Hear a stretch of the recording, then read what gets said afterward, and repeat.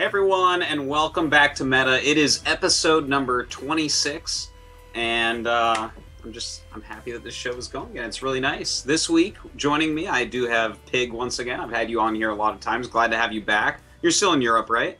Yeah, I'm in London at the moment, so thanks for having me back on, man. Sick. All right. And then we actually do have Dayshi this week, unlike last week where we pretended to have Dayshi. How are you doing, Dayshi? Yeah, I'm doing real good. Sorry about last week. I have no excuses, actually. But It's okay. yeah, I sorry. like not having one race on. People bitch a lot. It's great. And then someone who kind of saved my bacon here. It was really hard to get a Protoss player this week, and I actually never met Eiki before. Is that how I say it? Do I say Eiki? Eiki. Eiki? Hello. I'm Yeah, probably yeah. going to say Eiki when I cast you, and you're basically screwed like Hydra. Thank you very much for coming on, man. Very glad to have you here. Congrats on your nice performance in the Nation Wars. Oh, thanks. It's this is kind of new for me, but I'm excited. I think it'll be fun. So thanks for having me.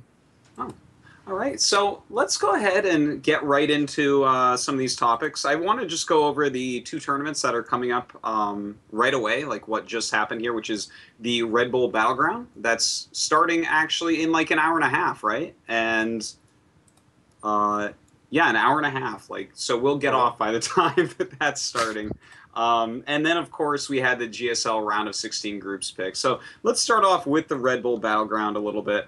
I'll just link you guys in here to the list of players. And let's just go over real quick this lineup and what we think of the quality of this tournament and who's going to do well. Who are some of the players that you guys think might do well that, you know, a lot of fans don't look at? Because, you know, everyone can look at this and be like, oh, well, I mean, Stardust and Polt and Bomber and Tasia are going to kill it. But who here is someone that could surprise in your guys' opinions?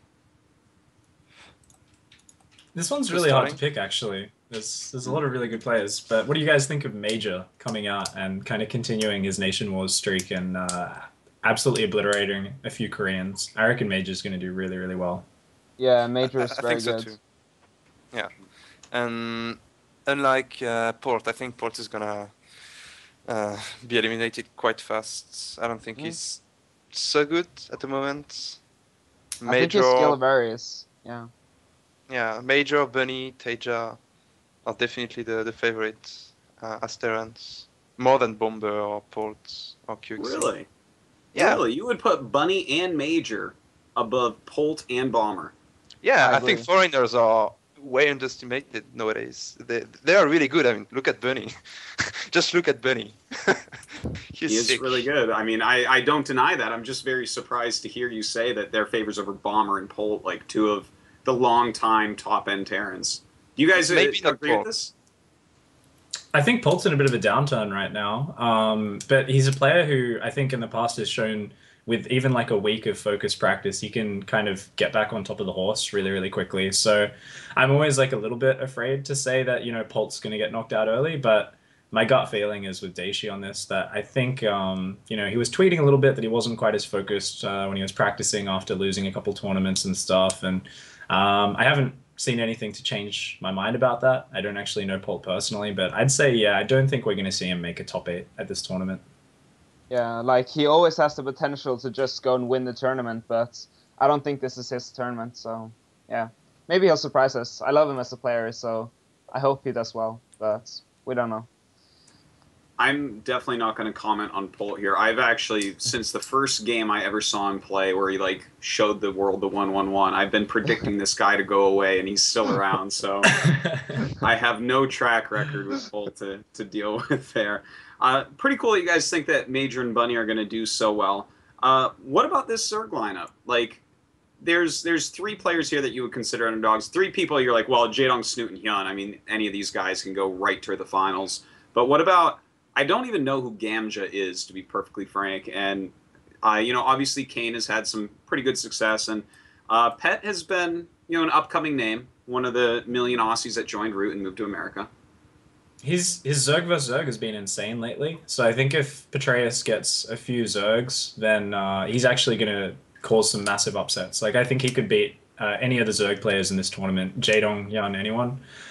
He recently took down, I think, Saxry and like Sola in one of the Red Bull qualifiers, and I know he beat Scarlet back at MLG when he played her. I think that was the only set she actually dropped in the group stage. So I'm not sure how his other matchups are doing, but I'm sure they're pretty strong as well. So I think Petraeus is a little bit of a wild card, depending on the bracket he gets and how his kind of ZVT, ZVP are looking. Snoot's always someone who's a really, really strong performer. I think it's a little bit of an awkward spot for Snoot, though. I mean, if you think about his position, he was really, really gunning on getting into BlizzCon, and after getting eliminated from WCS, his chances are much diminished. So I wonder if he's going to be a little bit thrown off by that, or he's going to be even hungrier to come through, win this tournament, and still secure that kind of BlizzCon spot. Because it is still possible, right? If he gets like a top 4 at a really big tournament like this, I think he could still make it through. Totally. Yeah, As you just said, for Snoot, I think if he's eager to win and go to BlizzCon, he will win this tournament. Like he has everything he needs to win that. But as he just lost his WCS match, I think his mentality has been his weakness, and I think it's gonna be tough for him mentally. Yeah, Snoot is definitely good enough to beat everyone there, I think. But we'll see. I think he'll do well, actually. I think, he's been playing super well for many months now. So even though he lost in WCS, I think he is still a very, very strong player. Yeah. And I'm a bit biased, of course, but you know. And what about our Protoss lineup here? Well, we of course have San, who's like always really good. Although, like lately, I guess he hasn't had that much success. But like, he can of course beat anyone here easily, But you know, it looks easy sometimes when he wins. Stardust, always very good. Puck is like sometimes super good, and then sometimes not as good. Like, he has some really crisp builds that can beat anyone, especially against Zerg. I don't know, Trust and Bales, I don't know that much about them. I don't think Destro or Minigun are going to do that well, though. So, yeah, I think Sand, Stardust, and Puck would be my picks. Okay. Just Sudden Stardust for me. The other one, Yeah. I don't know much about the other one, but I can't see them going like top 4, top 8. No, but like, I think Puck can make some upsets again, especially against Zerg. Maybe against Protoss too. I don't know. But he's Protoss. He's meant to bring some upsets. Ooh. But just Sudden Stardust. They're the big names. No hype for the Kesper. No hype for Trust from any of you guys. Trust played Trust really well. He made it into Code S, and like he didn't, get out of the round of 32, but he played better than a lot of the Protosses that were no names in the round of 32. Yeah. It was pretty good. Maybe he'll suddenly just win the whole thing and be the next big thing. Yeah, maybe if he's good with the kind of like endless game format, if you can like roll with the punches, play a bit of a generic style. I think it's a pretty different setup to Code S. So some players kind of come over and they surprise us. Like, they don't really perform in these, like, I've been preparing for a week to play, these people in Code S. So I think Trust is a bit of a wild card. He could do really, really well. But I think, I don't know, San and Stardust, they're a little bit up in the air as well. Both players have, crazy good performances a lot of the time. Stardust won ESET, I believe, at Gamescom, the ESET Masters kind of finals. So he also won WCS EU, but then he had a disappointing performance at G3. So I think if Stardust got his mind in the game, he could even win this tournament. Yeah. Yes, he can. Yeah, Stardust's pretty sick when he's actually playing his best.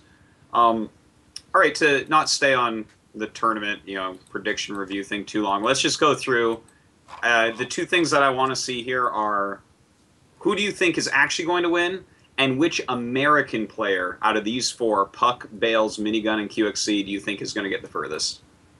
Because the Americans don't get a lot of good results, so I want to hear your opinion on that. So, Pig, what do you think? Who wins? Which American gets the furthest? I didn't see QXC's name there actually until just then because it's at the bottom.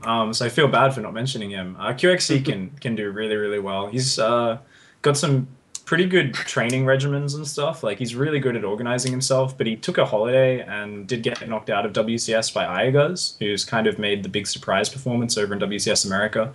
So if QXC is back in form, he can do well. I'm going to bet on QXC, actually. I think maybe we're going to see him surprise people and take a few names. Okay, and who's going to win the whole tournament overall? That's a very tough one. So hard, Taeja. but I think Taeja as well. Yeah. Asia. Teja, Well, Jelonkian. if Taeja is close to 90% of full strength, he'll win it. He's just... I think he's a level above everyone else at the tournament if he's at his best, but you never know. Hyun can be really scary as well. Oh, yeah, true. Not when he gets to the finals, he kind of drops down a little bit. Historically, like I love Hyun. He's a player I copy a lot of builds off, but he has a finals issue. He's lost a lot of finals, which I think he's often been favored in. So Hyun really needs to work on that. Yeah, but I wish I could go to every finals like he does. So easily. Well said. All right. So basically a bunch of Tages here. But Yeah. Dayshi, who was your American get furthest? I have to go for QXC as well. Or Okay. Major if you consider him as an American. We don't consider him American. Then All right, Eiki, who's your American that gets the furthest? I'd say Puck. Yeah. Puck? Yeah, he's Protoss. And if he gets a Zerg, or several Zergs in a row, maybe some PvPs, I think he can upset. So I think he'll be the one who will surprise people. Okay.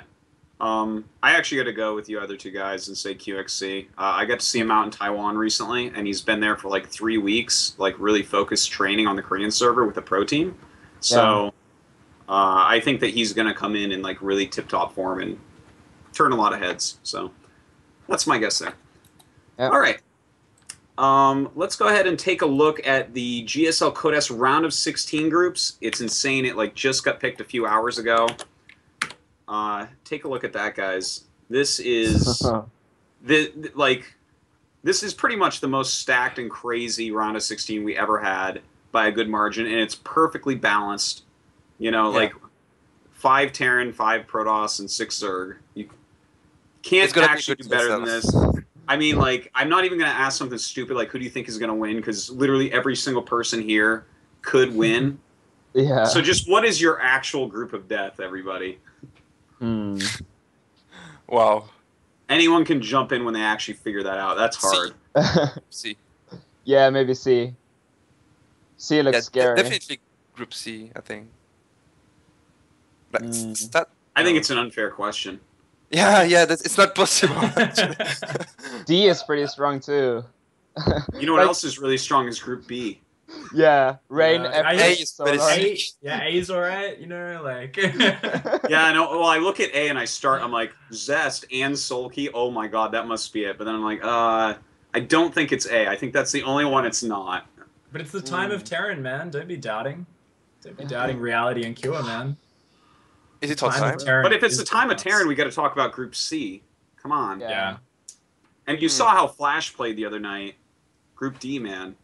Oh I can tell you right now, all those Xu, Dongrigu, and True are sitting in their practice houses practicing against 2-Rexes right now. They're just like, we're not going to go out the same way, man. We're going to be ready. Actually, I think Flash is going to go through really easily. He seemed like nobody wanted to pick him during the draws. He was the last one, and he seemed really happy, and he said that he will advance pretty easily, so I trust him, I guess. I'm not too surprised about that. I have to make an argument for Group B here being the hardest group, really. Like, I think the winner of the tournament's going to come out of Group B. I think Effort, Rain, and SOS are all just insanity level skill right now. Yeah.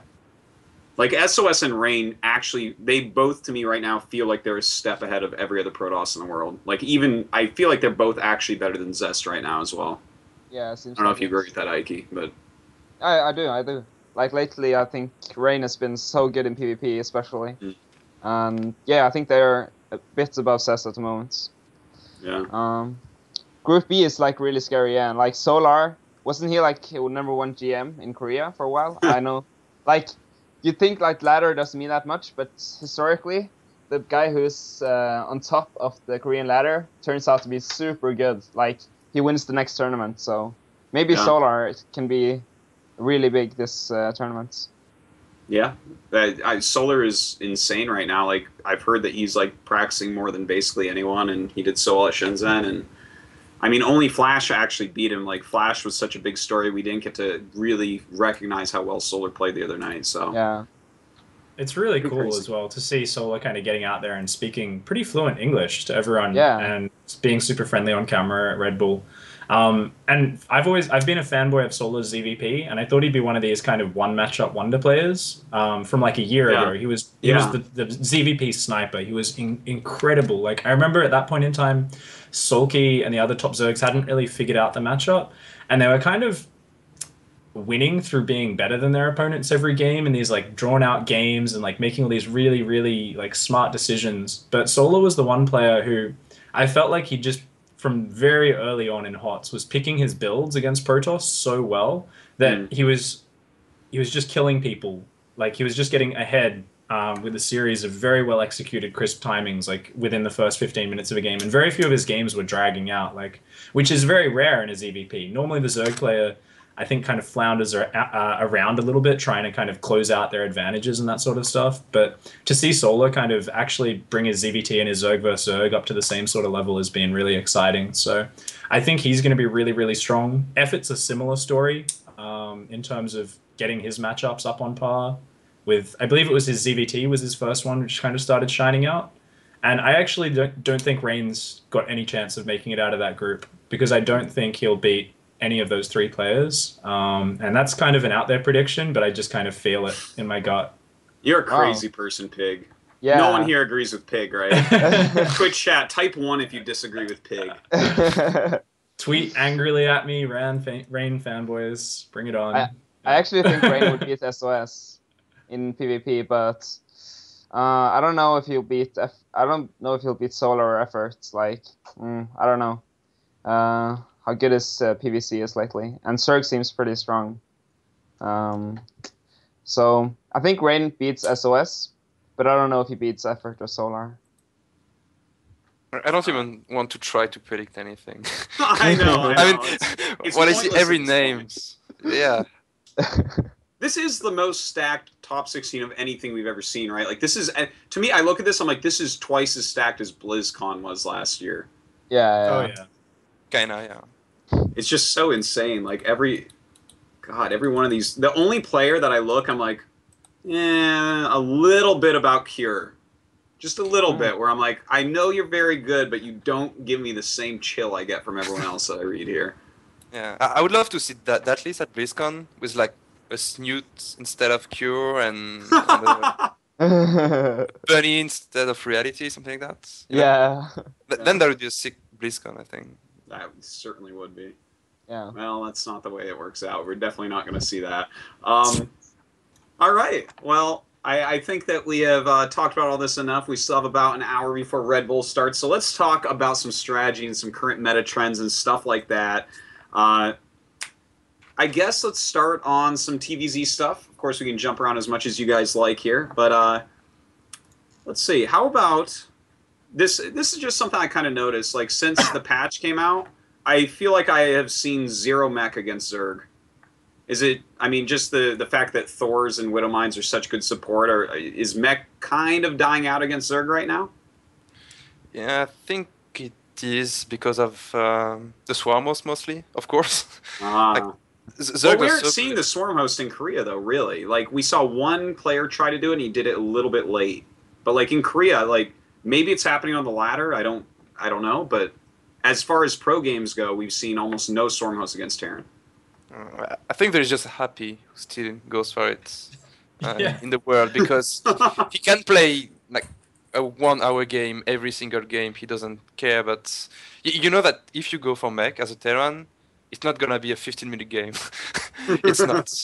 So everyone prefer to go for bio because it relies way more on skill and it moves a lot. You can multitask and stuff. that's the main reason, I think. Okay. I think mech's still strong, but I think it's something which can get figured out. Like when people are really well in practice against Yeah. it, it's very hard. I think one of the big strengths of mech has always been that very aggressive openings, like two factory blue flame and like Hellbat Banshee timings and this sort of stuff. I think they transition so smoothly into mech play because you're just adding a few extra factories down and whatnot. Something like an armory for Hellbats is really good. So I think it's something which kind of comes and goes a little bit. I still think the kind of supernova style 14-minute like maxed out mech push where you just kind of reinforce with tons of Hellbats, like you just kind of rallying Hellions across the map. Some people even do it with two factories. They're rallying 4 Hellions constantly. So like they just push straight through the locusts, like sieging their tanks forward very quickly and just kind of constantly morphing the Hellions into Hellbats as this meat shield because Hellbats can clear locusts pretty fast. I think we saw in Korea a lot of players getting Speedbanes, getting ready for that timing, and that's probably why we saw it get phased out, because they'd be like, all right, I've got my 20 Speedbanes, I'm going to clear your Hellbats so fast, my Locusts are going to start working on your tanks and Thors, and I'm going to be able to like hold you off before you can push into my natural, which is obviously the point where the Swarm hosts run out of space to kind of get value.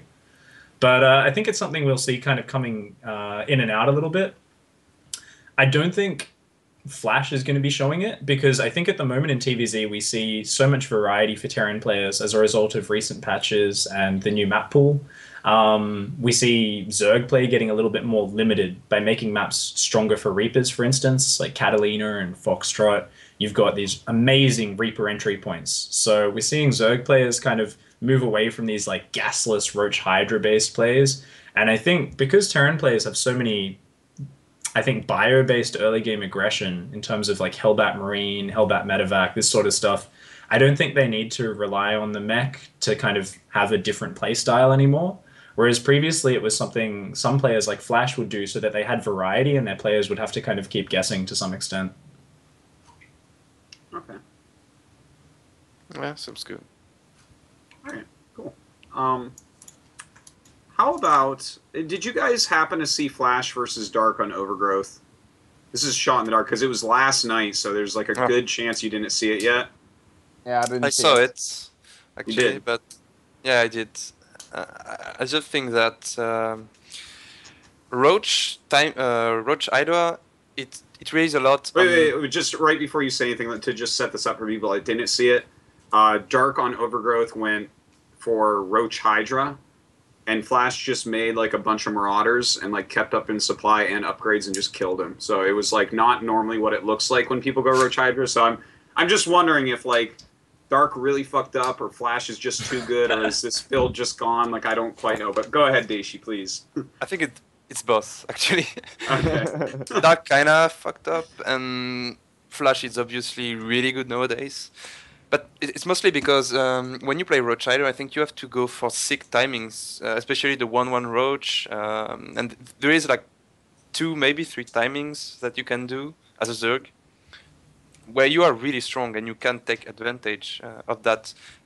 Normally you have the 2-2 before the Terran has his own 2-2, for example, as well.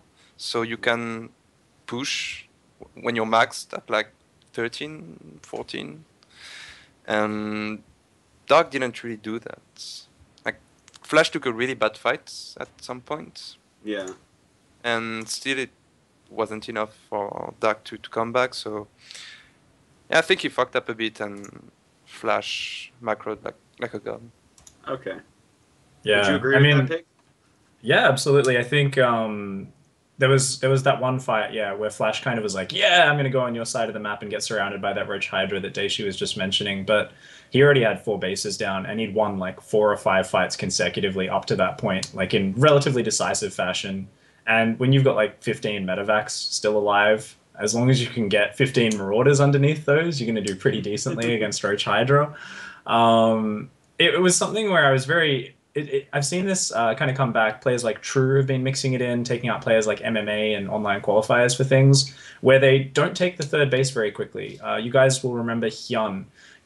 He brought the Roach Hydra timing back. I would say he's pretty responsible for it, where he'd take the 3rd base at a relatively normal timing, like 6 minutes 30, extremely greedy gasless opening, and he'd still hit his timing at like 10 minutes 30, except he'd have about 35 more supply than Dark had yesterday for a sacrifice of 15 seconds of when the timing hits. The difference with that is it's very hard for the Terran player to anticipate that it's coming because the third base is down at a relatively normal timing. So the Terran has to scout for it a little bit more. It's a little bit less obvious. You don't know how much the Zerg's committing to it. So it puts the Terran in an awkward position where they want to secure their third base because otherwise they're worried about, well, if they've got a third saturated, the follow-up Roach Hydra timing, like if I'm not mining off a third base as the Terran, I'm going to need to be so patient. I'm going to need to have like 5 tanks and all these bunkers and all this sort of stuff to hold that off. So I feel like Dark failed to put Flash in that awkward position. By dropping his third very late after 8 minutes, Flash kind of knew exactly what was going on. He'd seen the gasless opening. He saw the Roach Warren in the wall, and he was like, okay, I'm going to build 1 siege tank, and I'm just going to get my bio out and pump it out. And because Dark was so committed to the initial 1-1 Roach timing, he had to do damage there, and then he just kind of came. The bunker had 20 SCVs surrounding it, ready to repair. There was a tank on the high ground. He just kind of pulled back from there, and he had no drones on his third. So he was denying Flash's third, but he had no third mining of his own yet. So he never really established that sort of inherent advantage. So I think it was kind of a move which was designed to be like, if you make one small mistake, then you're going to die, because I'm hitting this timing so fast, so strong. But if the timing doesn't work, then Dark's behind. That's what ended up happening, and I think Flash just kind of took his lead from there and played it really, really smart. Knowing that he was pretty even with Dark, he knew he didn't need to worry about the tanks, which can be kind of, you can't really attack with them very well. They're kind of bad if they get caught out of position. He was like, I've got the perfect army, the biomass medevac. There's no way you can fight this with the Roach Hydra unless you've got like perfect fungals and blinding clouds. And we all know that if Zerg goes to that stage in the game, it's usually over. Terran has a 4th base. Terran can just avoid the Zerg army and drop everywhere. Going Roach Hydra and Festa Viper is not really a viable composition. I would hope not. All right. Good to hear. I was really wondering kind of about that. It was so weird to see him just stomp it so hard. Especially from Dark, who I've just like come to really respect the skill of. How about, have you guys noticed more burrowed Baneling usage in ZVT? I really feel like there's been like a steady increase of it recently.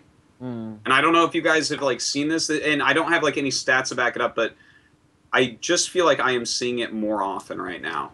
Not like all the time or not even half the games, but just like we were seeing it very, very little before, except out of like maybe Leenock or something, and I feel like I've seen it popping up more. What do you guys take on that? It's been broken for 4 years, so they're starting to use it finally. They just realized they have this crazy weapon. That's amazing. I think it's about. It's always been really good, but it's multitask intensive, and it's kind of like risky. Do you want to spend your time doing that? So as players have gotten better, just mechanically, they start using it as part of their game plan. So it can't be like a game plan in its own, but when the Zerg players just keep getting better, they can do that as well as everything else perfectly. So I think it's just a part of that. Yeah, it's just mechanically, for Zerg, if you're good, you can crit spread a lot and inject perfectly and so on, but burrow bending is another way to get so good just by being fast on the keyboard. So I think we're gonna see more of that definitely, just because Zerg players know how to creep and inject and so on nowadays. Yeah. So we're gonna see a lot of that, and I'm not glad about it. That's really, really, really strong. I mean, once you see one bending detonating, it's like you have to scan everywhere, and you never know. It's just so painful.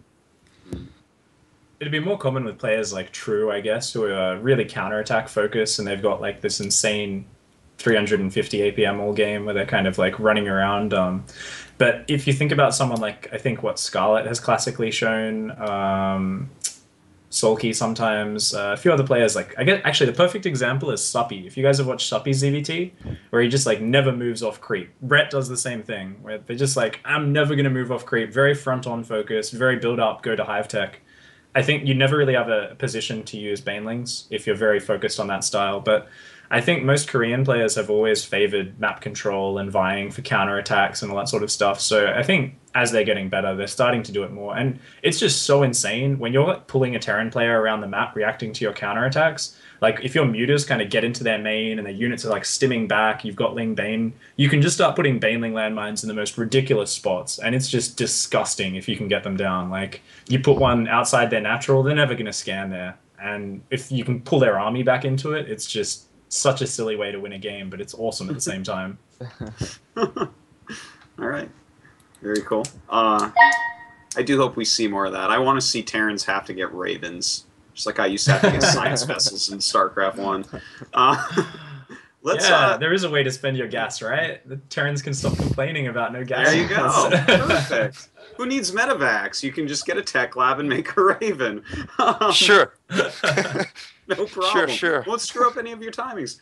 All right. One last thing about TVZ that I really think is a pretty fun thing to bring up. Now, Pig, you had a very strong opinion about the fact that all good Terrans only 2 racks. Let's. What about them 2 racks, guys? I like to clickbait people, so I like to point that out. But I think it's pretty powerful, right? And I think historically we have seen most of the best Terran players utilize it, especially in TVZ. But it's kind of indicative of just there's always that push and pull in StarCraft between being as greedy as possible and towing that line and punishing people for stepping over that line. And 2X is just there's so many little intricacies to like the tiny differences in where you place the bunker and how many SCVs you pull and where you place your barracks that I think you can do like 100 different types of 2 racks in the current map pool. And it's very difficult for a Zerg player in a tournament under pressure to react just right. I mean, they can still do it, but it's great for punishing a Zerg player who's a little bit too greedy. So I think it's really cool to see whenever a player just takes advantage of just killing their opponent as fast as they possibly can.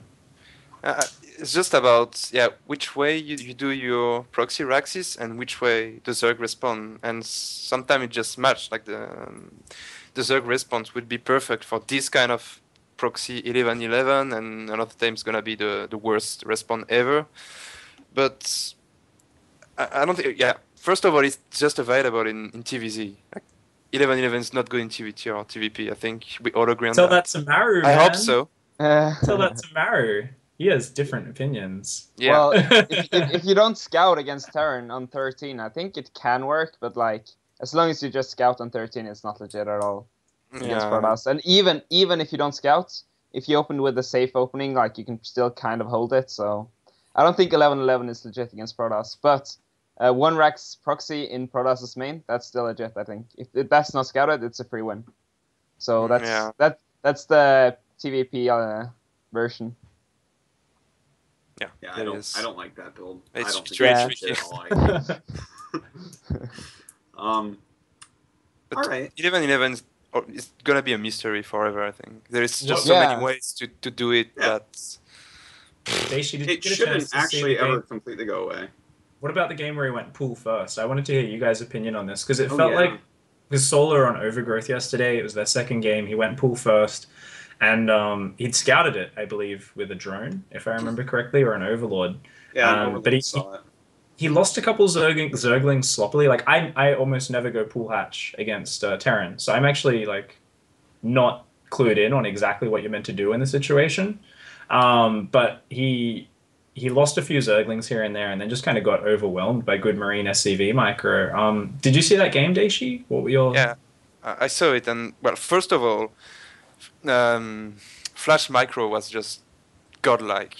I mean, I've very rarely seen such a good Marine micro. The hit and run, I mean. And Solar's respawn was weird and bad. Like he committed down the ramp with his queen and lings, and I know it looked messy and just bad overall. It was weird. I felt the same way. I felt like the attack there from Solar near the bunkers, like I felt like he overcommitted with the lings, like they went out too far. And I also felt like the queen, like the SCVs were not that high of health. I felt like the queen should have actually picked off the SCVs because then there's no bunker. There was only 2 SCVs down there, right? So I don't know. I felt like he didn't really deal with it that well. I think he was like almost caught off guard that it was happening, and Flash was fucking serious about it too. That wasn't, he wasn't half-assing that. He's like, I'm gonna go kill you right now, and Solar like thought he'd probably go home or something because he's like, well, I went pool, I'm totally fine. So that was my take on it. Yeah. That must be the worst feeling, actually. Like when you get that feeling like, yeah, I hard counted his opening. You're like rubbing your hands together and then you just lose and you're like, oh my god, am I a bad player at this game? Like, so it was pretty good that he kept himself together and ended up crushing the last set there and going through still. All right. I think to end off 2 racks, like I think it'll probably just never completely go away. It was always a build in StarCraft 1. I think it'll always be a build in StarCraft 2. It's just something good to rotate in. So, that's the way things are. Marines are good, man. Marines are good. Space Marines, as In Control calls them. It's a good unit. All right. Let's talk a little bit about some ZVP stuff. Speedling openings. These are really, really, really popular right now, thanks to all the Nexus first into gateway builds. Now, depending on who you watch play against this and who you watch try to execute this, there's a lot of ways it can go. So I'm just wondering what your guys' thoughts on it are. Like, are we going to watch the Protoss metagame shift into different builds, or are people just going to get good enough at defending it like we sometimes see? Like, for instance, like Rain will hold it very well a lot of the time and lose like no probes and just re-expand. But anyways, what do you guys think on just the huge amount of speedling openings that we're seeing at the top level? Yeah, so I think some speeding openings, some specific ones, pretty much hard counter Nexus first into gates. So I don't think you can hold it, like if it's perfect. But you can still do it against most openings. So I think it'll be like a rotation. You'll always keep, like Protosses will always keep doing Nexus gates, but you have to mix it up. You can't go with every game anymore. But I think Koreans, a lot of them have been going just Forge, like 13 Forge and scouting a lot of the time, especially on 2-player maps, for a long time now. So I don't know how much of a shift it is for them. I think it's more in European scene. Like, me as well, I did 16 Nexus, like Nexus gates, pretty much every game for a while against Zerg. But now I've been forced to do more of the Forge expands and also just standard gate expands. One thing I've been doing lately is like on 2-player maps, it's like a kind of a hybrid. You go 13 gate, then you scout. So if there's hatch first, you just expand with mining no gas. So it's like kind of economical. And you also scout for the speeding. So I think for a while there, Protoss could go Nexus Gate with almost no punishment because it was so unexpected. But I think now it's like there is a risk to it. But you can still do it against most openings. Yeah, I think Zerg can actually transition pretty well off an early pool, a 9 or 10 pool opening, even if they're playing against a standard gate core, old school kind of early HOTS opening. Like, I think there's that's kind of getting figured out a lot more. I personally haven't experimented too much with many of the early big speedling rush builds because I do get pretty annoyed by that pocket where all the probes can kind of hide in there and ignore my speedlings. So I'd rather be investing slowlings normally to try and get some damage done. It's definitely something where I'm really happy with ZVP at the moment because we are seeing a lot of rotation in the builds. In the Korean meta, 3 hatch before pool became the absolute standard Zerg vs Protoss opening for a while there because it was so common for Protoss just to be opening up gate first or Nexus gate. And then the Forge kind of rotated in. So a lot of Zerg started opening up pool first, just kind of very, very safe openings. And then the Nexus first got really, really popular. And I think we've reached this point in pretty much all matchups now in HOTS, where I think of this time in Wings of Liberty, and I think of the game getting a little bit stale because everything had been figured out, all the good options. And sure, you occasionally saw an old build. You saw someone like Stefano doing Roach Hydra ZVT, which was like before the Hydra speed upgrade even, you know, existed. And it was cool. But generally, we started to see a stagnation in strategies. I think what we're seeing right now in Heart of the Swarm is it's really cool because people are still going back to builds from the very beginning of HOTS and going, oh, this is actually good now in the current metagame. So we've got Protoss doing Nexus first, doing old school gate openings. We've got 10 gate openings where they like chrono boost out a zealot to scout, which is, you know, good against say a 3 hatch before pool where they do an early drone scout because it's hard to deal with this early zealot stalker pressure. We see players like Avenge yesterday actually doing some really cool builds, and I was really excited watching his games because he was bringing back really old school like the 1 base 3 gate cheese, which is something I get so angry when someone 4 gates me on like NA or EU ladder and they hit it like 6 minutes. And I'm like, that is not how you do a 1 base 4 gate. Like, if you're going to do a 1 base 4 gate, just do 3 gates, and you should be warping in at like 5 minutes 20, the way Avenge did it yesterday. And so yeah, that was really cool to do that into a DT build on Deadwing, I think it was. That was really, really sick. I think we're just seeing so much variety now in the amount of play that people can do, that players who are really smart and really understand the poker aspect of the game in terms of picking your builds in a smart way, taking the right sort of risks, they're starting to establish really good advantages for themselves. And I think that's always been what has separated the very best players in StarCraft. And I think even in ZVT, that's why we're seeing Flash doing so well at the moment. If you watch the way he's playing, he's got a really wide variety of pressures throughout the early game, partly due to the new Hellbats and so on. And I think this is why ZVP as well, we're just seeing so many different builds that I'm not thinking anything's kind of overpowered. It's just kind of this rotating shift in the meta, and I'm just really excited to see where it heads in the next month or two.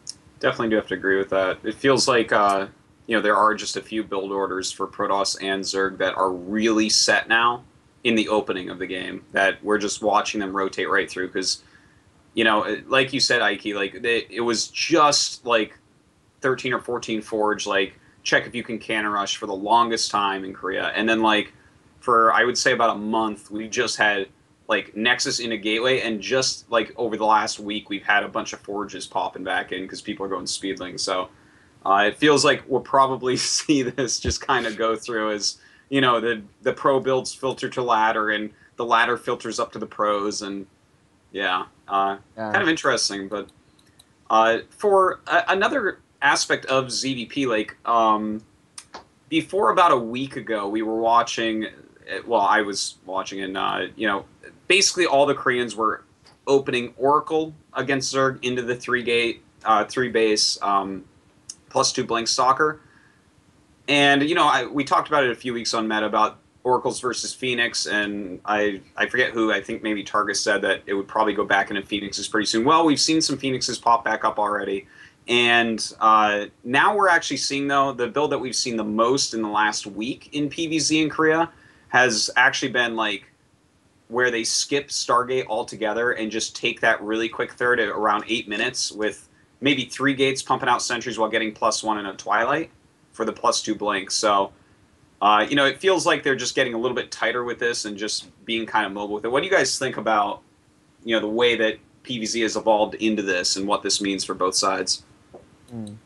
Yeah, I think going Stargate is like, has always been the safe opening. The safe, like you scout, you harass a bit and everything like that.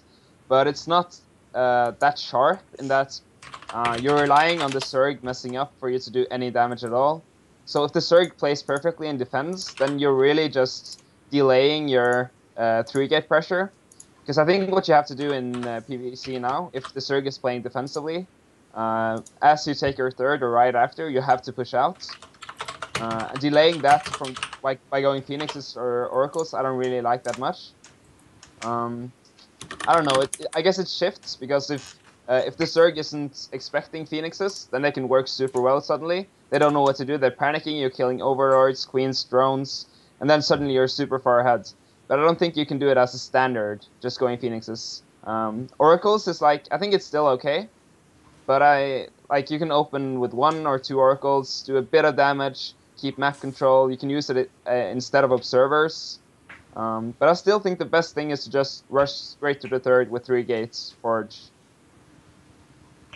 Okay. Yeah, it seems really safe as well against Hydra timings because you build up your sentry count very early. And also the 9-minute Roach Ling timing, which we saw Saxry do a lot at Valencia and some other tournaments, where you spill off a lot of roaches off just like you grab your 2 gases just a bit early, like 20 or 30 seconds as the Zerg player, and you just go with like 12 roaches and 40 or so speedlings, you know, try to break into their natural, kill the third. Like that was doing really well. But in part because players were skipping the Void Ray. So I'm really thinking that it's the kind of strength of Hydra timings in really only the last 2 weeks where I've been seeing it a lot that I think has made Protoss players probably pull towards this kind of way where you're almost always going to get a third base. Like it just seems so incredibly safe. I see that as the Zerg, and I think, okay, cool. I can maybe do something 5 minutes from now. Like I can maybe do a muta swap or something like this, but I'm never thinking I can punish this right away. Yeah, I think it's super strong. It's like the combination between having a very good defense and also being able to move across the map at any time. I think that's what makes the build so good. With the Mothership Core, you can just move around the map with the Zerg is being defensive, and you have the core units to defend whatever the Zerg is doing if they attack you. So I think it's a really safe build to do, but it's not a safe build like opening Phoenixes, then going Colossus, then just staying and defending. It's a safe build in that you can always do anything. You can always react, you can be aggressive, you can poke, and you can straight up kill the Zerg if he's being too greedy. So I think the diversity of the build, even though it's super simple, is what gives it its strength. That's what we see Protoss players looking for a lot, right? Like, is just trying to be a lot of options open. Like, they almost swapped into the Zerg role from previously, whereas the Zergs are a lot more aggressive now. Yeah, I think so. That's kind of interesting. I didn't think of it like that, but you're definitely right. You know, with the third base +2 Blink Stalker, I do feel like this is like maybe forever replaced like all the other builds in a certain way. Like I look at this build and I'm like, I don't know why you would ever go Robo before Blink ever again on 3 bases. Like it's really hard to think of a situation where that would actually become normal again. Because for a long time that was normal. You'd take your third with Colossus. And even the Sky Toss builds, I look at them and I say, I don't see how this could ever come back with how safe and how mobile and how nice the Blink Stalker opener is. And in fact, the only thing, I'm not exactly sure about this because I think it hasn't been like 100% figured out, but I feel like the only thing that can really kind of threaten it is someone that's really good at hitting a muta switch. But I'm not sure. What do you guys think about that? Yeah, maybe a muta switch. Like, about the Colossus thing, at Nation Wars, I did open like Oracle into Colossus against Tefl, and that's only because he never goes Swarmhost. Like the only time you don't want to go this Blink build is when they don't go Swarmhost. I think the build was like made in response to Swarmhost being so strong. You didn't know what to do, and I think it's like that's the reason everyone keeps doing it, because if they go Swarmhost and you open Colossus, Void Race, all that, you're just so far behind on the tempo.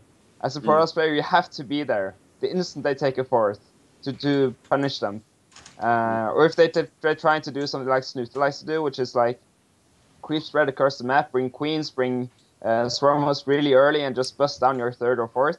You have to always be there with a strong enough army that you can fight like small Roach Ling squads. And you can't do that early enough if you go Colossus. So it's pretty much dead if you think your opponent can go Swarmhost. If they can't do that, if they never go Swarmhost, you can still go Colossus. Okay. Anything to add to that, Pig? Yeah, I think it's that pretty much sums it up quite well. It's something where I don't use Swarmhost at the moment, so I never really considered that as being a reason for it. I look at someone like MC, and I know he just likes Blink Stalkers. Like, no matter what the meta is, like, he's been doing that for a long time. But yeah, I don't know, it's very, very interesting. I think one of the things that occurs to me is when I see the Phoenix play coming back in, because it has been coming back in a bit, is that it denies scouting a lot more, which is obviously something which is good when players get very good at adjusting against certain stuff. So I think that's part of why we're seeing the Phoenix play mix back in, because you see someone go an Oracle, and it creates this very interesting game where it's almost like a Zerg versus Zerg, where both of you know exactly what you're both doing most of the time. The Oracle can kind of come in, tag like your main, it can see, you know, most of your tech structures and stuff. At the same time, the Overlords and Overseers can just scout the Protoss very easily. Zerglings can kind of check if you're taking the gas on the third base, if you're going to like commit to an all-in or not. So, yeah, that was just another point to kind of add in there. Yeah, I think that's pretty much that on the +2 blink openings. It's just incredibly solid right now. Yeah, like what Artosis said about the Muta switch, I think has been the standard Zerg response. Like, I think the reason Muta has come back is because of the Blink builds. It seems pretty strong going Roachling or Hydraling into Muta against it. But I don't think it's like a counter. I think it's just the best way to play, and it creates diverse games. Like, it doesn't... Nothing hard counters each other there. It's only about... You really, really, really have to know what the Zerg is doing when you're going to Blink Stalker. But as long as you know what it's doing, you're fine. You can react to anything. All right. Okay. Let's jump into some PvT. Dayshi looks bored of this PvZ talk. That's fine. It's fine. All right. So we have a few things to mention here. First off, in Korea, you know, I always go back to Korea. Sorry, I know I always have Europeans on here, and you guys focus a lot on your own scene, but Koreans are still a bit better, so I do like to point out what they're doing and see if it's, you know, something that's happening over there as well. One thing that has been a huge switch, because, like, you know, a few months ago when CJ Hero was like all the rage, it was all double forge for a long time in PvT. And Terran's kind of adapted this very well. We've seen like countless SCV pulls and whatnot. And now we're seeing the upgrades, either less upgrades with a single forge or even just much later forges with much quicker Colossuses. So what do you guys, is that something that you're also seeing in Europe happening right now from the Protoss side of PvT? And what do you think about that switch? It's happening sometimes, but it's still not something that they're doing a lot, I feel. It's still really normal, and Protoss has been losing a lot recently to Terrans, in Europe at least. Just because, well, I'm speaking mostly for myself, but when I scout and I see the first building at 5:30 or 6 minutes, like if it's a Stargate or Robo or whatever, you just know exactly what's gonna happen for the next 5 minutes or even 10 minutes. So it became really easy for the Terrans to just win the game, and we're seeing some reaction from the Protoss, like for the past weeks, and faster Colossus is one of them, but it's not the only one. Okay. Yeah, I still think going double forge is okay, although I've been struggling in PvT. I think a lot of people have been. It's not. Like, it's not. Yeah, like double forge not okay. Like double forge is really greedy. Like you're never gonna take your third against a good Terran. Yeah, maybe. But I've been doing a lot of one forge, some double forge as well. Though I think it's like the key is you have to scout and react. So sometimes you can't commit to Colossi, but you always have to open Colossus. Get out like 3, and sometimes you should just stop there. Get like what Pig Baby did like some weeks ago, where you go mass salads.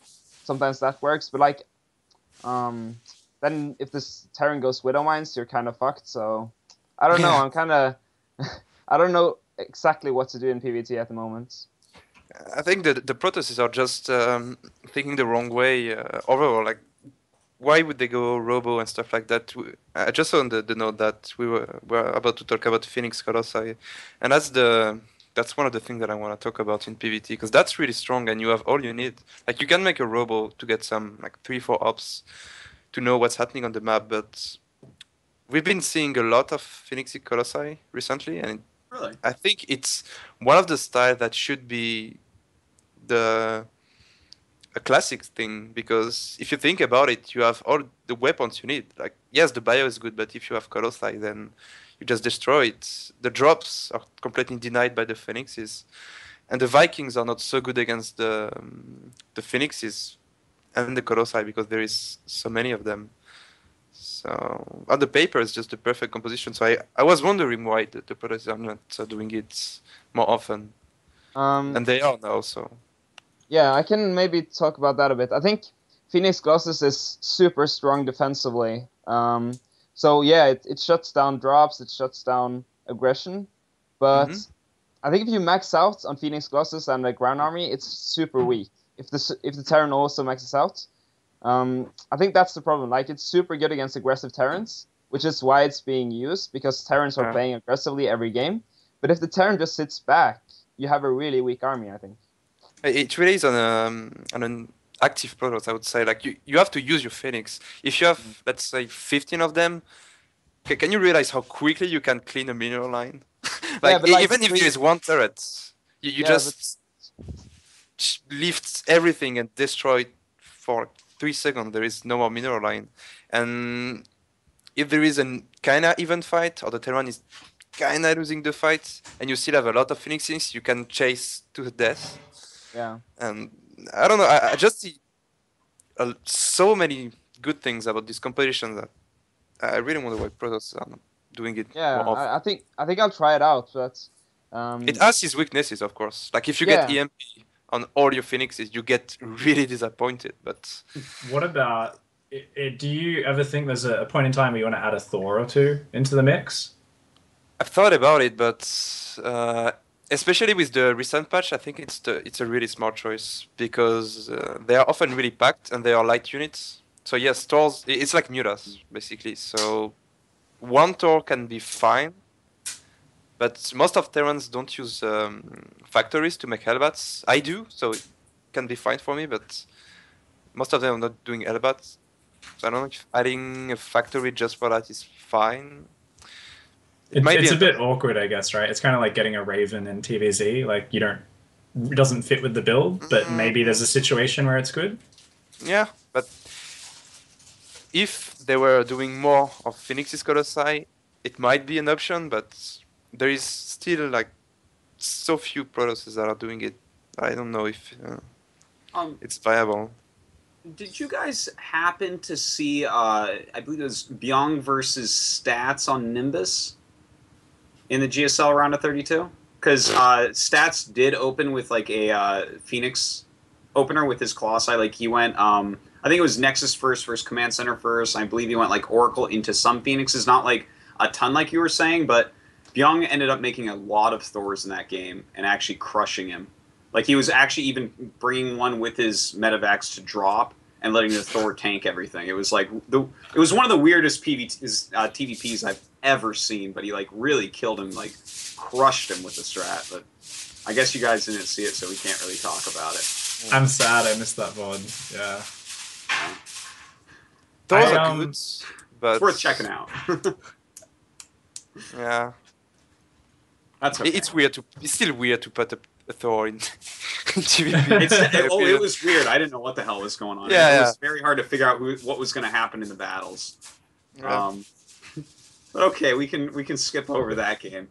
Did you guys see? I think it might have just been like a Red Bull qualifier or something. Did you guys see CJ Hero versus Bibyong on merry-go-round, where he didn't get upgrades all game with Phoenix Colossi, and and Bibyong had 3-3. And he still lost to CJ Hero's 0-0, like maxed out 4-base Phoenix Colossi army. Wow. Eiki, you were on it. No upgrades Protoss against 3-3 Terran. Who wins? I guess I should try going Phoenix Colossus. Yeah, that was actually really weird.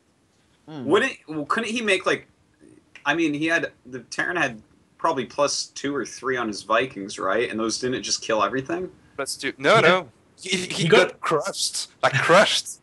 Wow. Seriously. I think he got a bit over aggressive, right? Like, he threw a few too many units away trying to attack. So wait. I think he did win that game on because he did it twice in a row. The first game he had something like +2 attack on the Phoenixes and +1 attack on the Colossi, and that's it.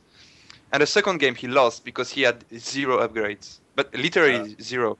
Again, 3-3 to Terran.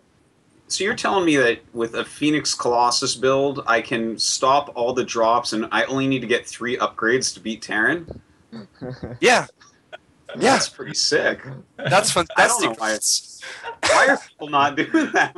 But we we really were haven't doing- seen it much in Korea. At He least. got That's- Storm out relatively early with the extra gas, I believe. I think that was kind of where he threw the gas to really flesh out his army.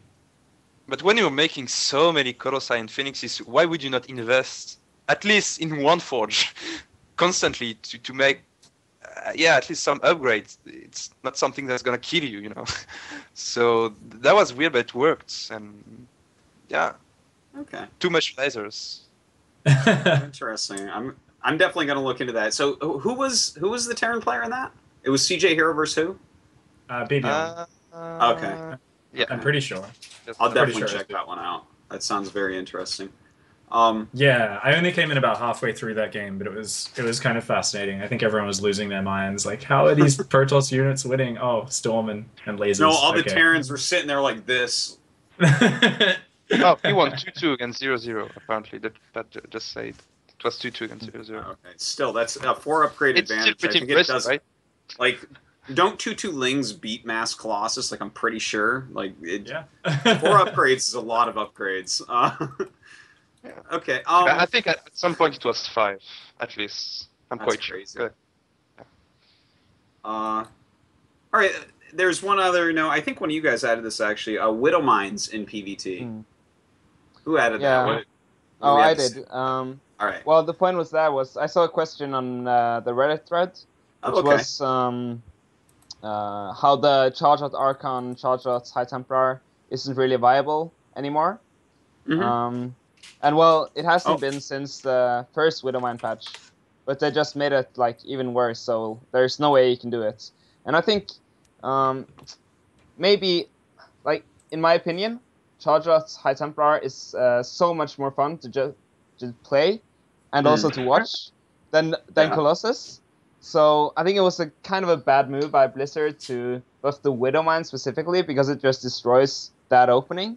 Like I don't think it was like maybe Protoss was super strong at that time, but like at the same time when there was the Blink all in, there was Oracle. I think it was more that. So removing the Charge-Out Archon completely from the metagame, I don't think it was a good decision at all. What do you think, it's more Yoshi? complicated than that because, well, first of all, Zero Tarkon is a really dumb way to play, to me, because it doesn't rely on micro or skill at all. It's just about your build and how you manage to mass an army and, well, I move your way to the Terran army, I guess. Because there is no micro potential in the Zero Tarkon army, right? Yeah, I mean, if you have High Very Templar low. with like Very low. storm flanks and stuff, but yeah, you're right. But like, at least from a spectator perspective, I think it's way cooler. So I don't know. And it is more fun to play. Maybe Yeah. Protosses don't like micro, but it's like actually very very fun. But it's just about how you approach it. Like, Widowmine's a problem, but if you are doing less High Templars and going for feedbacks on the Medivacs to prevent the pickup on the Marines and force feed behind instead of, I don't know, storming everywhere and just moving with the Zealots, it's just a way of playing it. Of course, like, the Widowmines are obviously really strong right now against the Zealots, but it's just about the way that Protoss are playing it, because the way they used to play it was just, hey, I'm sitting on 2 bases, I'm doing 8 gates, I'm refreshing Storm, I'm doing my units, I'm attacking, and hey, you're done. Plus 2 armor. Yeah. Yeah. And see you It there. looked a bit silly at times. It's true. Yeah. Yeah, But I but think right now, why don't you do like a Warp Prism or 2, and why don't you, feedback or force feed or whatever? Just do something that is that has micro potential, and I don't know, that makes you prove that you're a good player. That's just my thought on I the think, Zero.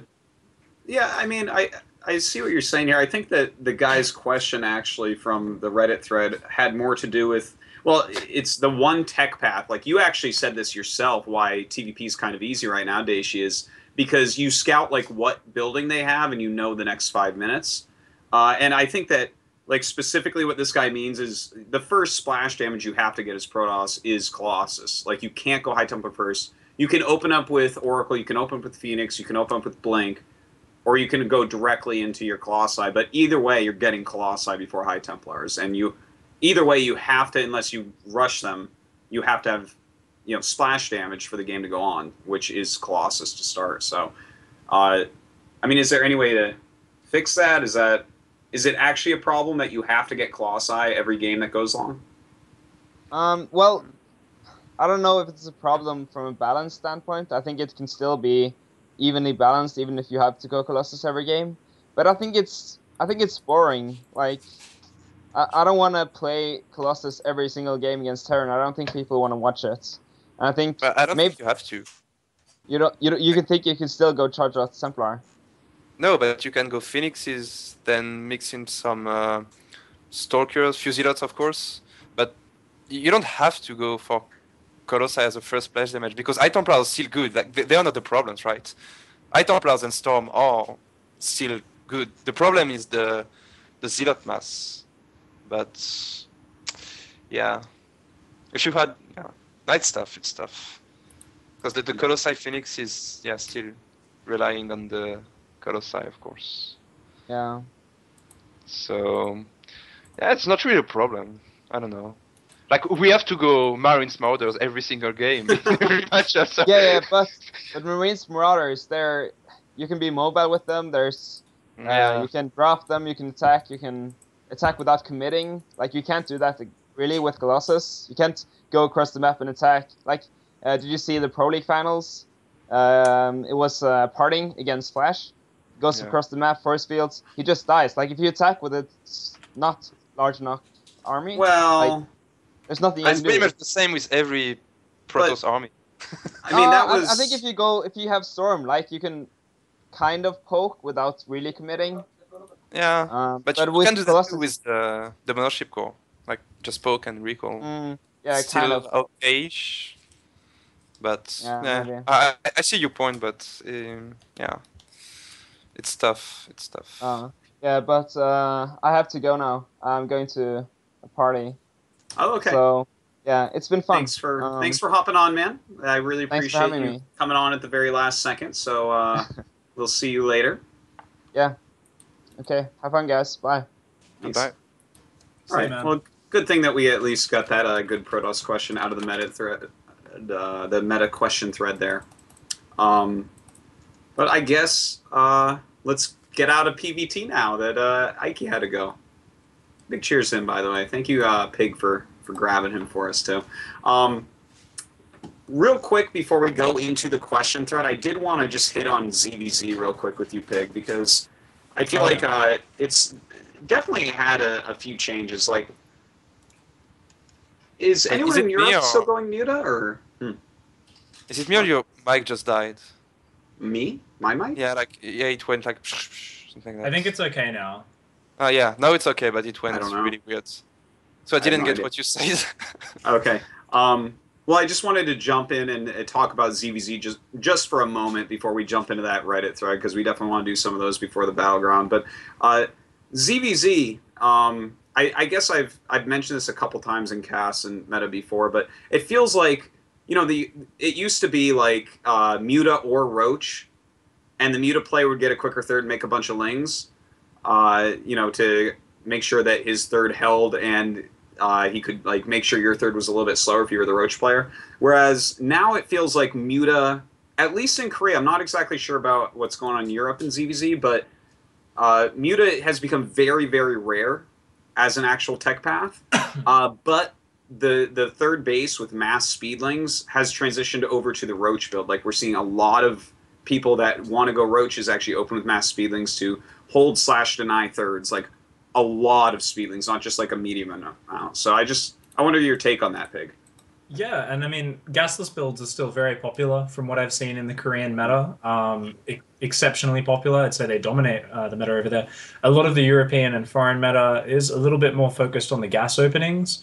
I'm personally not the biggest fan of the gasless openings, but then whenever I watch someone like True do them, I'm like, yeah, okay, this is really legit. Because they're just so strong with them. And I find the Korean Zergs are just so strong in mass Roach play.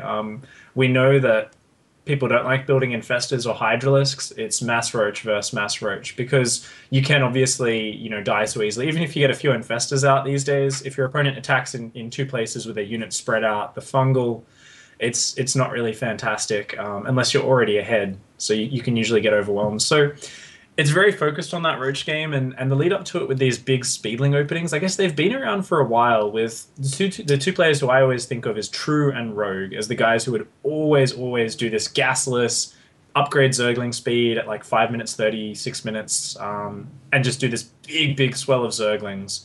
I think it's kind of just like this really solid way of playing. I don't know, like sometimes I feel like, you should get behind by it, but Zerglings are just such a fast mobile unit. They always seem to find a way to stay on the map, pressure your opponent. You can force them to leave units defending their third, units defending their natural. So I think it's just a pretty decent way of opening and keeping your opponent honest. If they're being too greedy, then they're pretty much always going to die. And that's something which got very popular in Korea. Gasless openings got popular a long time ago. People started playing very greedily, reacting to that. And so people realized that to make a gasless opening solid, you needed to use that early mineral boost as quickly as possible, or your opponent's going to be able to just take a greedier third and kind of just get an overall advantage on you. So I think the two key ways of doing it are those like slow roach speedling timings, or the just mass speedling into the delayed double upgrade roach and roach speed. So I think it's just a very kind of solid way to play. I don't like it because I feel like there's very little room for kind of taking edges in the early game. I feel like a lot of the players in the Korean ZVZ meta are kind of looking at it and they're like, I want to get to Mass Roach. I want to get to Mass Roach too. Cool. And they kind of like high five and then they just have this like roach war, which I find very frustrating to play. But whenever I watch the best players doing it, I'm always very fascinated by how they use their roaches. And it's something which often gets lost in translation. Even pro players watching sometimes get confused at who's going to win a roach versus roach battle. And there's just a lot of tiny intricacies which would take so long to talk about. But I think definitely people, they figured out how to use tunneling claws so well. Even though that's gone out of popularity, it still comes around sometimes. And other than that, people are just so good at pressuring with their roach timings, taking advantage of things like the gold base on overgrowth is very, very common. So it's just a very, very mass tier 1 kind of efficient openings style. Yeah. Yeah. You really explained that beautifully about how to use the extra minerals that you get from that greedy opening. So thank you for that. That was actually really great. I'm going to use that in my commentary in the future. Why, thank you. All right.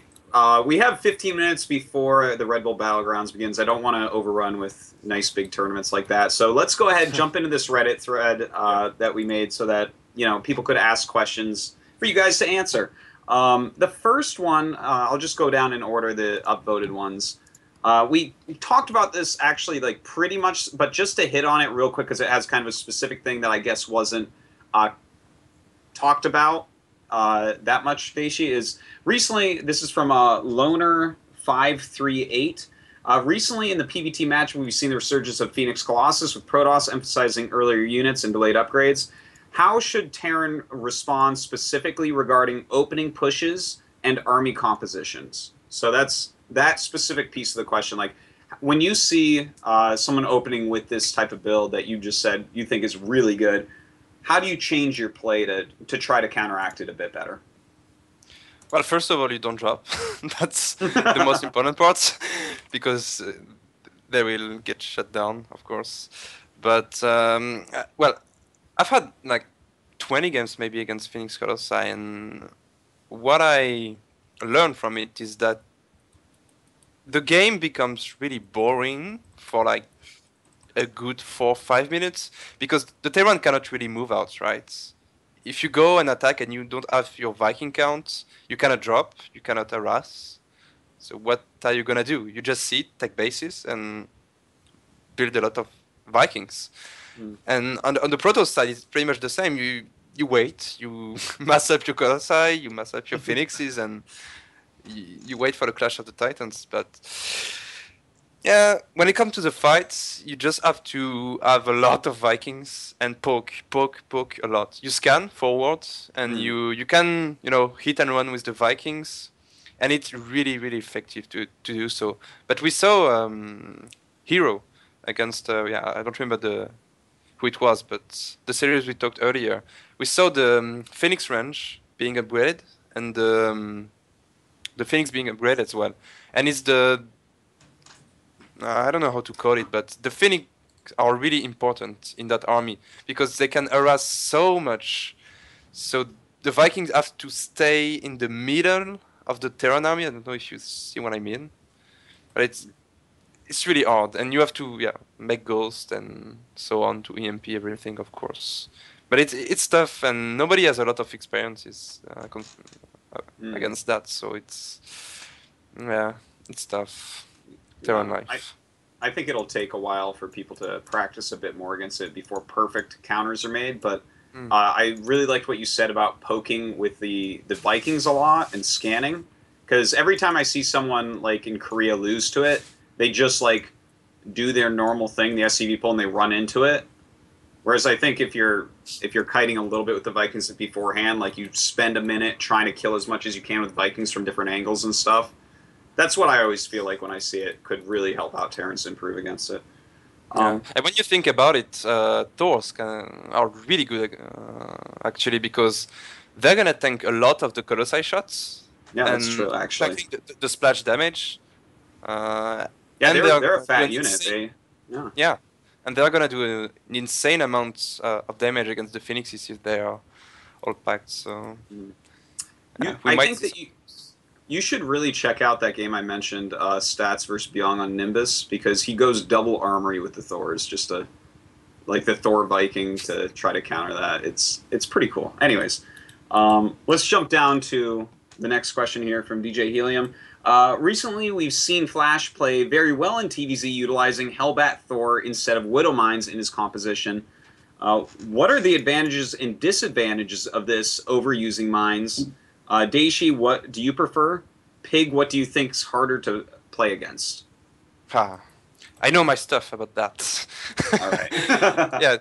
I think the Widow Mites are obviously they are very good in TVZ, but it's more about when the Terran is either behind or 50-50. Because, at least, like, if you're 60-40 against the Zerg, like, you have a small lead, I think Widow Mines are bad. Why? Because against good Zerg, I'm just talking about pro level there, it's... when you take a fight against the Zerg, well, most of the time they are taking the fights against you, but...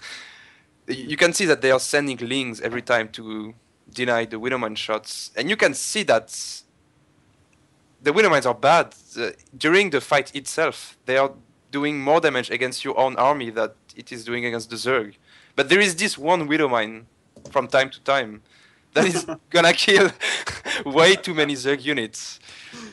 And that's the real strength of the Widowmine. And they're also good when you drop them, like when you pick 6 Marine and a Widowmine in a dropship. So the Zerg just goes crazy. He has to send detection all over the place, everywhere. And that's when the Widowmines are really good, when you put them on all the side of the map. And the Hellbats... scum.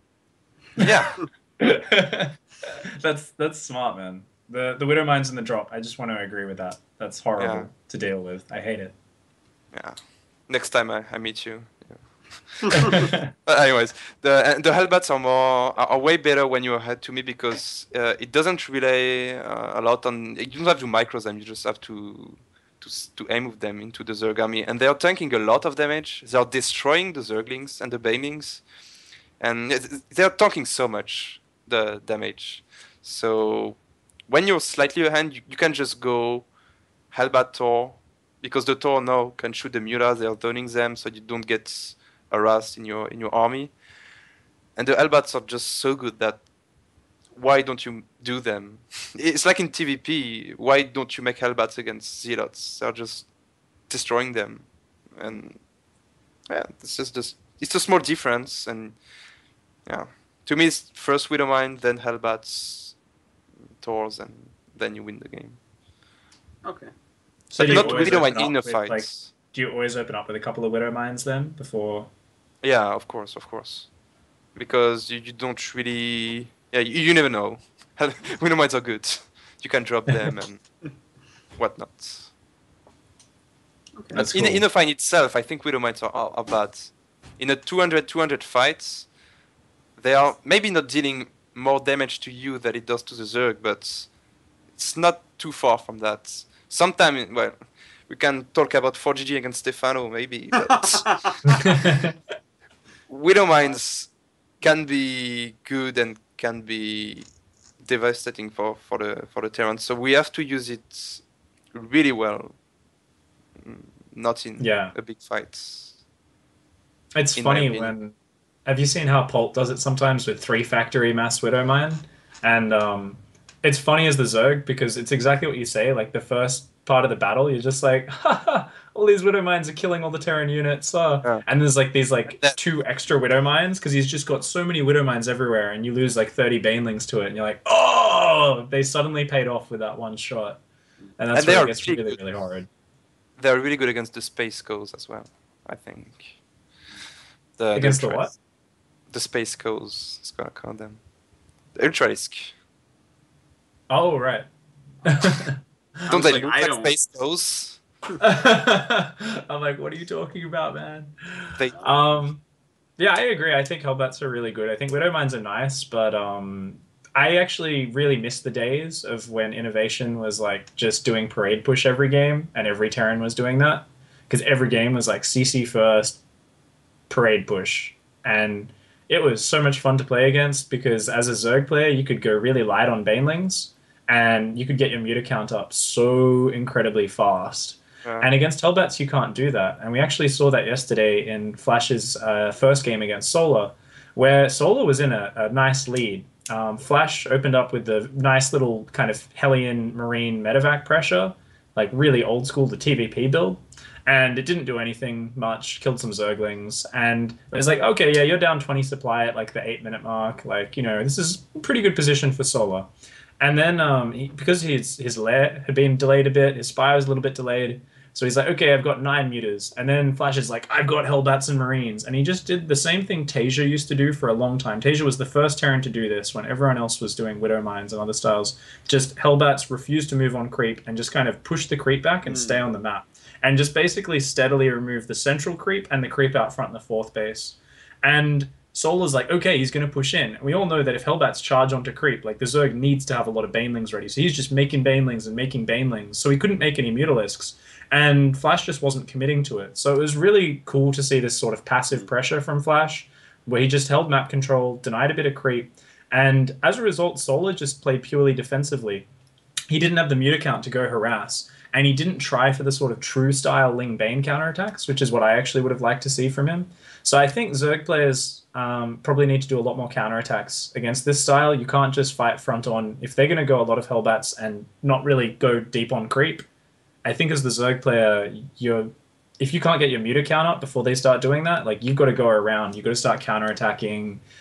Maybe use Burrow Banelings is also very, very good. Haha. Yeah. Yeah, I think they have to find a way to calm down the Terran a bit when they are just running units on the 4th base. A counterattack is the best way to do it. Just like life does. Force the Terran to fight on the Zerg terms, force them to come deep on creep or to, you know, kind of get pulled apart around the map. But it's hard to do that without a lot of Mutalisks out, so kind of sticky position. Yeah, it's still fine when you have 5-6 mulas to go into the Terran main base. It's still okay, I think, because the Terran has to do something about it. He has to either send some units or, you know, it gets very messy, and you have to remember that for a Terran, when you take a fight, all your attention has to be on that fight because you cannot not look at it. You have to split and do everything that the Terran needs to win. So, yeah, run by. So you can kind of annoy the Terran, pick away at them, try to fray them, and then when they're not looking, hey, I won the big battle because he didn't split perfectly. Yeah, that's it. Excellent.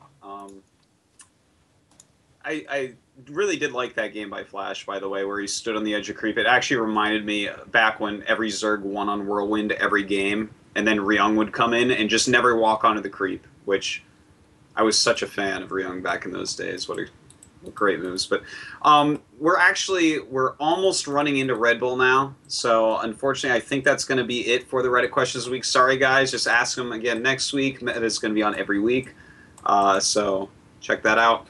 I want to thank you two guys very much for coming on. Of course, Eiki, who had to go a little bit earlier. So let's go ahead and start to close this out. Pig, you have any shout-outs? Just a massive shout out to Team Exile 5 and NVIDIA. They're the reason I'm over in Europe and I'm getting to play with no lag, which is amazing. I think I'm going to cry myself to sleep for like the first week when I get back to Australia and I have to play with latency again. But it's kind of a dream come true being over here at the moment. So just kind of training up for DreamHack Stockholm. So shout out to just everyone watching the show, all the fans. And thanks for having me on, man. Thanks for coming. And Dayshi, any shout-outs? Well, thanks to you. And sorry for last week again. Thanks to my team, Millennium, obviously, our new sponsor, Logitech, and for all of you guys watching. That was lovely. And yeah, I hope to be around some next time. And yeah, big thank you to all of you. Thanks, man. So thanks to everyone involved here, Pig, Dayshi, and Eiki, and of course Simpatico. You can follow him on Twitter. I think it's Simpatico TV. He produces all of this stuff. And of course, Meta will be back next week. I believe it'll be the normal time, Tuesday, 10:30 p.m. KST, which is 3:30 p.m. CEST. And we'll have a special episode next week. I'll announce about that pretty soon. But please go ahead and check out scdojo.com as well. Still looking for people to help contribute and whatnot. It's really starting to come along, though, so definitely give it a check. And that is going to be it for us here on Meta. I guess we'll go ahead and throw on the Red Bull tournament. So thanks for watching, guys, and we'll see you again next week. Bye.